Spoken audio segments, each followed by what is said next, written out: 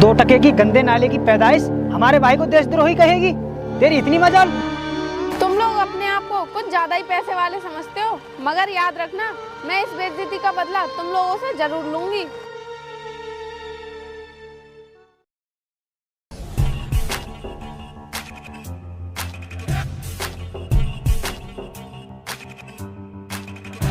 अरे यार, आज तो कोई रिक्शा भी नहीं आ रहा और इधर कॉलेज के लिए लेट हो रही हूँ। यार वो मैथ वाला गंजा कुछ मेरा ज्यादा ही दिमाग खराब कर रहा है, उसका इलाज करना ही पड़ेगा। हाँ यार, तू सही कह रहा है। वो गंजा सर कुछ ज्यादा ही परेशान करता है, उसका इलाज करना चाहिए।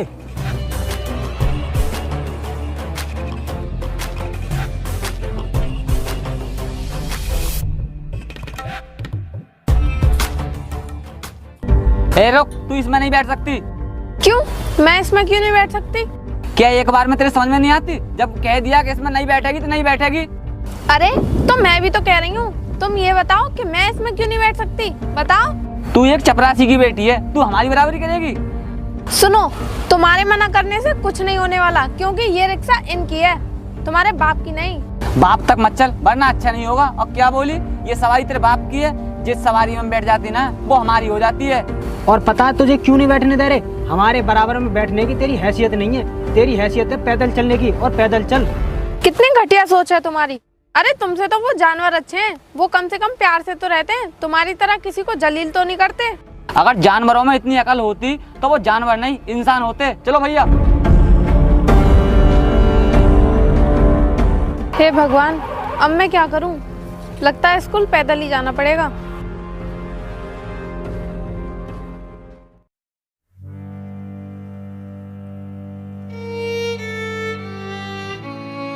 बेटी, तू इतनी जल्दी घर कैसे आ गई? तू तो सुबह स्कूल गई थी।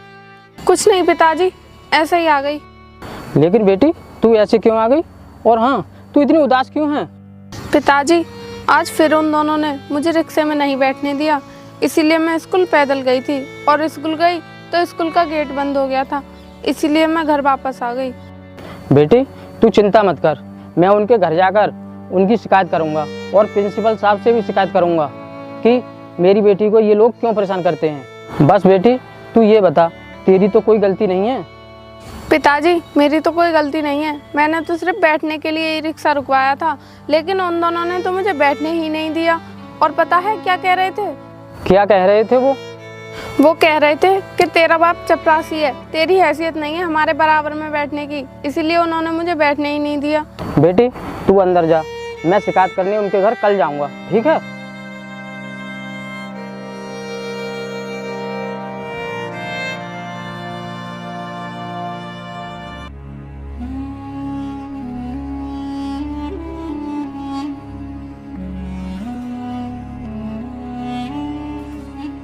पिताजी, क्या कर रहे हो? चाय पी लो।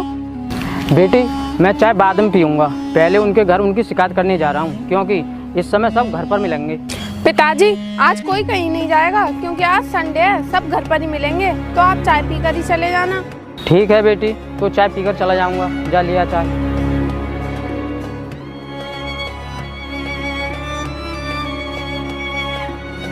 लीजिए पिताजी चाय। ला बेटी। बेटी, ज़्यादा चीनी तो नहीं डाली है? नहीं पिताजी, ज्यादा चीनी नहीं डाली मैंने।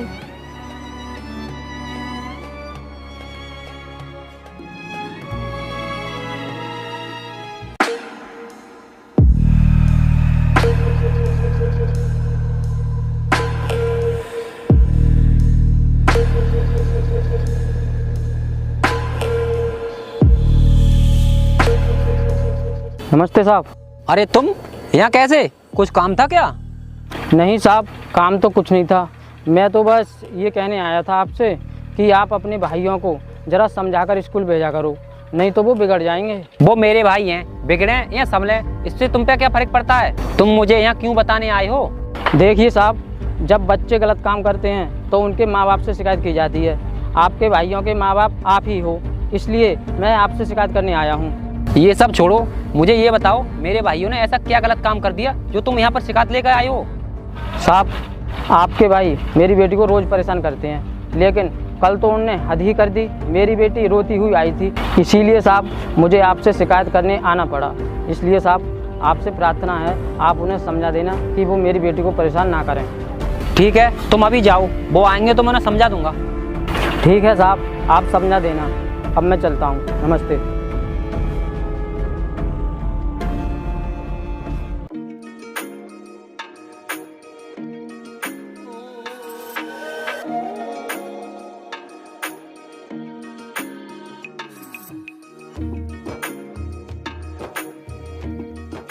पिताजी आ गए आप बैठिए, मैं आपके लिए खाना लेकर आती हूँ।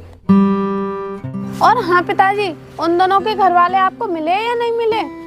बेटी अब तू बेफिक्र होकर स्कूल जाना, तुझे कोई परेशान नहीं करेगा, क्योंकि मैं उनके घर अच्छे से शिकायत करके आया हूँ। ठीक है पिताजी, आप बैठिए, खाना खा लीजिए, मैं आपके लिए खाना लेकर आती हूँ।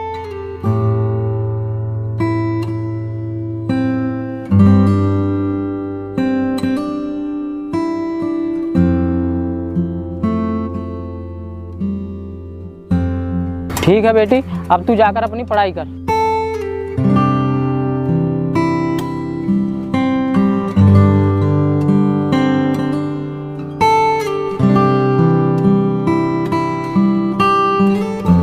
पिताजी मैं स्कूल जा रही हूँ, मैंने आपका टिफिन पैक करके रख दिया है, ध्यान से ले जाना।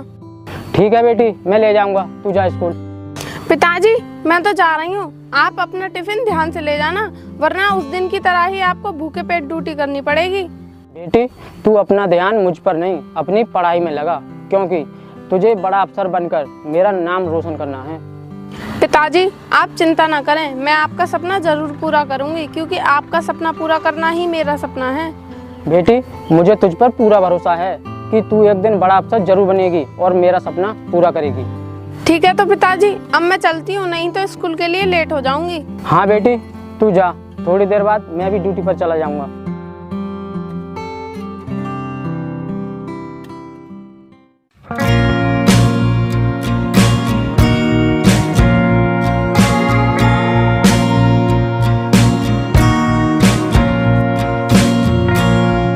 नमस्ते भैया, हम कॉलेज जा रहे हैं। कॉलेज जा रहे हो? तुम मुझे ये बताओ, उस चपरासी की बेटी को क्यों परेशान करते हो? वो मुझसे शिकायत कर रहा था। भैया हम तो किसी को परेशान नहीं करते, वो ऐसे ही शिकायत कर रहे होंगे। देखो किसी को परेशान करना अच्छी बात नहीं होती, जाओ अब।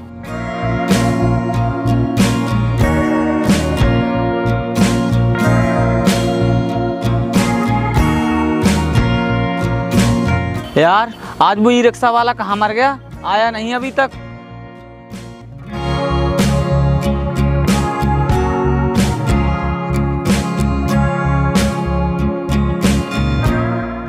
ई रिक्शा वाला तो नहीं आया, ये चपरासी जरूर आ गया जिसने हमारी भैया से शिकायत की थी। हेलो अंकल, जल्दी में हो क्या? जरा हमारी भी बात सुन लो। हाँ सुनाओ, क्या सुनाओगे? ये बताओ तुम्हारी हिम्मत कैसे हुई हमारे घर जाके शिकायत करने की? अगर तुम्हें शिकायत ही करनी तो हमसे करते, हमारे घर क्यों गए? बेटे मैं तुम्हारे घर इसलिए गया था क्योंकि जब बच्चे शैतानी करते हैं तो उनकी शिकायत उनके माँ बाप से की जाती है, बच्चों से नहीं, समझे? लेकिन हमने ऐसा क्या कर दिया जो तुम हमारी शिकायत लेकर हमारे भाई के पास पहुंचे? मैंने सिर्फ एक बार तुम्हारे भाई से शिकायत की है तो तुम्हें इतना दर्द हो रहा है, और उसका क्या जो मेरी बेटी रोज रोते हुए आकर मुझसे शिकायत करती है उसका कुछ नहीं? हम कहाँ परेशान करते हैं, हम तो सिर्फ मजाक करते हैं, ऐसा मजाक तो चलता रहता है। मजाक एक दो बार का होता है, रोज का नहीं। रोज मजाक करने को परेशान करना कहते हैं, समझे तुम?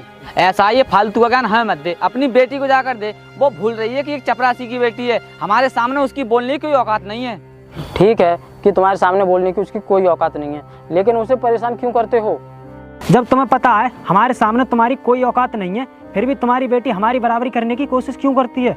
सुनो, मेरी बेटी को तुम जैसे लफंगों की बराबरी करने की कोई जरूरत नहीं है, क्योंकि गधों के साथ रहकर शेर भी गधा बन जाता है, और ये बात मेरी बेटी अच्छे से जानती है, समझे तुम? इसका मतलब हम गधे हैं और तुम्हारी बेटी होशियार है? हम भी देखेंगे कि तुम्हारी बेटी कितनी होशियार है। चलो भाई स्कूल चलते हैं। सुनो, अगर तुम लोगों ने मेरी बेटी को रास्ते में या स्कूल में दोबारा परेशान किया तो इस बार मैं तुम्हारी शिकायत तुम्हारे भाई से नहीं, थाने में जाकर करूँगा। जरा अपनी बेटी को भी समझा देना कि वो हमसे जुबान न लड़ाए। बेटे इसमें तुम्हारी कोई कमी नहीं है, कमी है तुम्हारे संस्कारों की। तुम्हें अच्छे संस्कार ही नहीं मिले, नहीं तो ऐसी बात ही नहीं करते।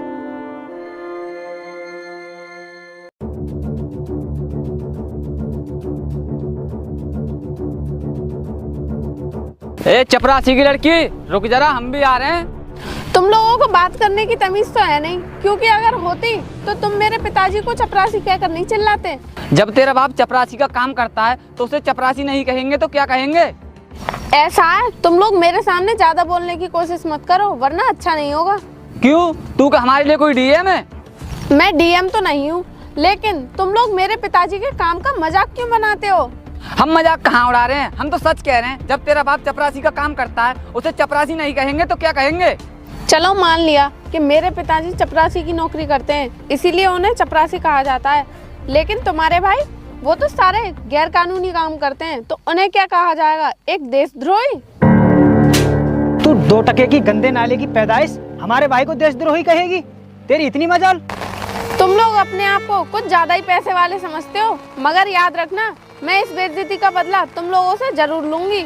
तू हमारा क्या करेगी? जा बुला लिया अपने चपरासी बाप को, देखते हैं वो हमारा क्या करेगा। चल भाई।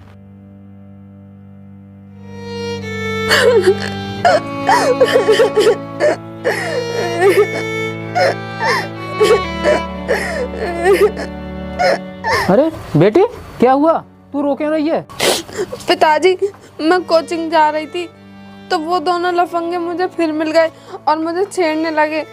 उसका मैंने विरोध किया तो उन्होंने मुझे थप्पड़ मारा और आपके बारे में उल्टा सीधा बोलकर चले गए। उनको मैंने इतना समझाया, लेकिन उन पर कोई फर्क नहीं पड़ा। बेटी, तू अभी मेरे साथ चल। हेलो, हाँ बोलिए। अरे आपका माल आपके पास पहुंच जाएगा, पहले आप पैसे पहुंचा दीजिए। हाँ ठीक है ठीक है। अरे तुम फिर से यहाँ कैसे? कैसे क्या साहब, मेरी बेटी आपसे एक शिकायत करना चाहती है। हाँ बताओ, क्या शिकायत करना चाहती है? बेटी बताओ तुम। साहब, मैं जब स्कूल जाती हूँ तो रास्ते में मुझे रोज परेशान किया जाता है। तू मुझे परेशान करने वाले का नाम बता, मैं उसे अच्छे से सबक सिखा दूंगा। साहब, वो मुझे छेड़ने वाले कोई और नहीं बल्कि आपके दोनों भाई रोहित और मोहित हैं। क्या बकवास कर रही है लड़की? मेरे भाई तुझे भला क्या छेड़ेंगे? फालतू में मेरे भाइयों पर इल्जाम लगा रही है। तू जानती नहीं है मैं कौन हूँ? साहब, मैं सच कह रही हूँ, मुझे आपके भाई ही रोज परेशान करते हैं और मेरी रोज मजाक बनाते हैं, वो भी स्कूल में सबके सामने। अगर आपको यकीन ना हो तो आप स्कूल में जाके किसी से भी पूछ सकते हो, और तब भी आपको यकीन ना आए तो बुलाइए अपने दोनों भाइयों को और पूछिए उनसे। ठीक है, मैं अभी बुलाता हूँ उन्हें। अगर तेरी बात झूठ लिख रही तो तू जानती है तेरे साथ क्या होगा। साहब, आप ऐसा क्यों कह रहे हो कि मेरी बेटी झूठ बोल रही है? अगर ये झूठ बोल रही है तो अभी आप अपने भाइयों को बुलाइए और उनसे पूछ लीजिए। ठीक है, तो मैं अभी बुलाता हूँ उन्हें। हेलो मोहित, कहाँ पर हो तुम दोनों? सीधे अभी घर आओ, कुछ जरूरी काम है। हाँ अभी। ठीक है साहब, अगर आप उस दिन अपने भाइयों को समझा देते जिस दिन मैं शिकायत करने आया था, तो आज आपको उनकी शिकायत सुननी नहीं पड़ती। तुम क्या समझते हो, मैं उनसे कहता हूँ कि तुम्हारी बेटी को परेशान करे जाकर? पता नहीं क्या समझते हो। और वैसे भी ये ऐसी छोटी मोटी बातें तो बच्चों के बीच होती ही रहती हैं। साहब, एक लड़की के साथ बदतमीजी करना और मारपीट करना आपको छोटी मोटी बात लगती है?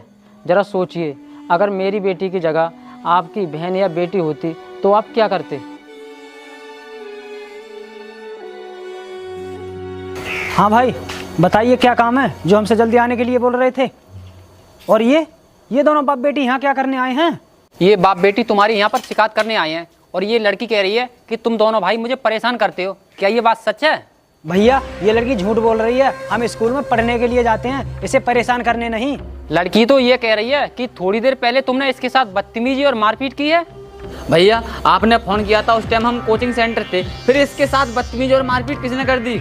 हाँ भैया, हम तो वहाँ पर थे ही नहीं। तुम दोनों वहाँ पर थे और तुम ही ने मेरे साथ बदतमीजी और मारपीट की, फिर अपने भाई के सामने झूठ क्यों बोल रहे हो? तू कितना भी झूठ बोल, लेकिन हमारे भैया हमें अच्छे से जानते हैं कि हम उनके सामने झूठ बोल ही नहीं सकते। क्या कह रहे हो तुम?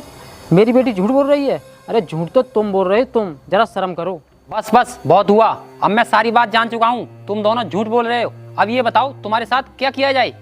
साहब, ये तो आप भी जानते हो कि कोई भी बाप अपनी बेटी के बारे में कुछ भी गलत सुनना पसंद नहीं करता, तो आप ही बताइए मैं कैसे पसंद कर सकता हूँ? देखो, मैं अपने भाइयों को अच्छे से जानता हूँ, ये हमेशा मुझसे सच ही बोलते हैं। साहब, सच तो ये है कि आप अपने भाइयों के प्यार में इस कदर अंधे हो गए हो कि आपको सच दिखाई नहीं दे रहा। ए चपरासी, जरा तमीज से बात कर, हमारे भाई को अंधा कह रहा है तू? सुनो, तुम दोनों बाप बेटी यहाँ से इज्जत से चले जाओ, इसी में तुम्हारी भलाई है, समझे? निकलो, चलो।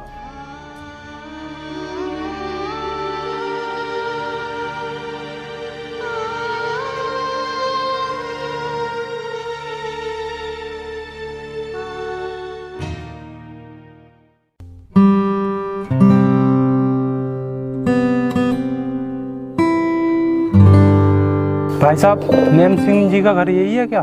हाँ यही है, बताइए क्या काम है? वो मेरे बड़े भैया हैं। उनके लिए नोटिस आया है।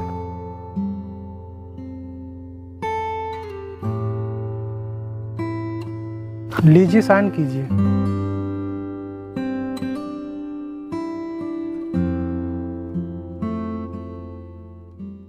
जिले में सरकार ने 120 घरों पर चलवाया बिल्डोजर।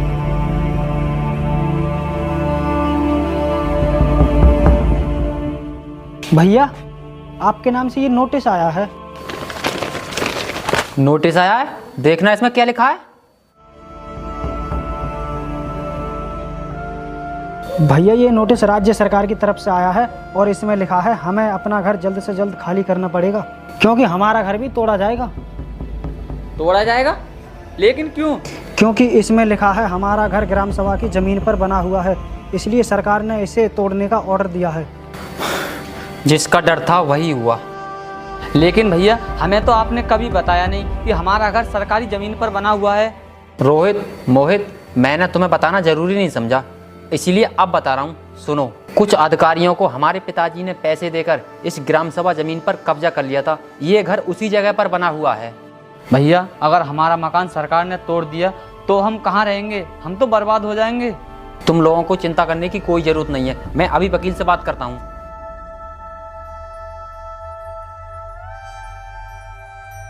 हेलो वकील साहब।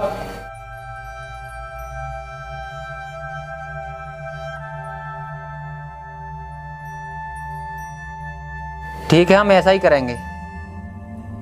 ठीक है। भैया, क्या कहा वकील साहब ने? हमारा घर बचेगा या नहीं? अगर तुम लोग ढंग से पढ़ाई करते तो ये घर टूटने की नौबत नहीं आती। क्यों भैया, क्या हुआ? तुम्हें पता है मैंने तुम्हें किस लिए पढ़ाया? मैंने इसीलिए पढ़ाया कि तुम एक दिन पढ़ लिख कर डॉक्टर या इंजीनियर बनो और खूब पैसा कमाओ। लेकिन तुम दोनों ने तो कभी अपनी पढ़ाई पर ध्यान ही नहीं दिया। तुम तो हमेशा अपनी आवारागर्दी में ही मस्त रहे। भैया, ऐसा वकील साहब ने क्या कह दिया जो हमारी पढ़ाई को लेकर हमें डांट रहे हैं? वकील साहब ने कहा है कि हमें कुछ कागज तैयार कराने पड़ेंगे और उस पर जिला अधिकारी की मोहर लगेगी, तभी हमारा घर टूटने से बचेगा। और तुम्हें पता है इस समय हमारी जिला अधिकारी कौन है? उस चपरासी की बेटी है, इसीलिए मैं तुम्हें डांट रहा था। क्या वो चपरासी की बेटी जिलाधिकारी बन गई? हाँ, अब हमें उसके सामने हाथ जोड़कर विनती करनी पड़ेगी कि वो हमारी फाइल पर साइन कर दे, तभी हमारा घर टूटने से बचेगा। चलो अब चलते हैं।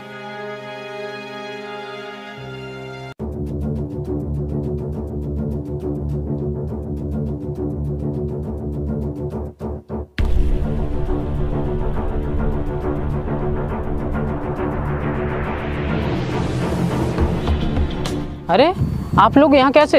अरे कैसे क्या, हमें आपकी मदद की ज़रूरत है। अरे साहब, क्यों मजाक कर रहे हो?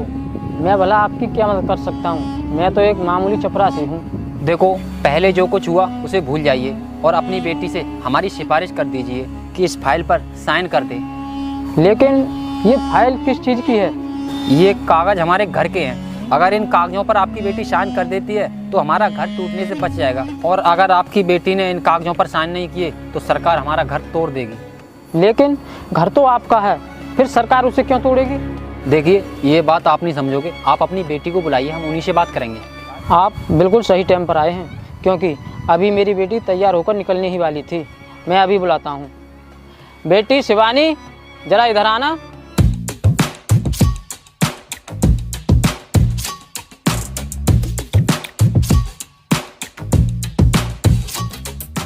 और मिस्टर राणा, कैसे आना हुआ? बेटी, ये लोग इस फाइल पर साइन कराने आए हैं, क्योंकि सरकार इन बेचारों का मकान तोड़ रही है। अगर तुम साइन कर दोगी तो इनका मकान नहीं टूटेगा।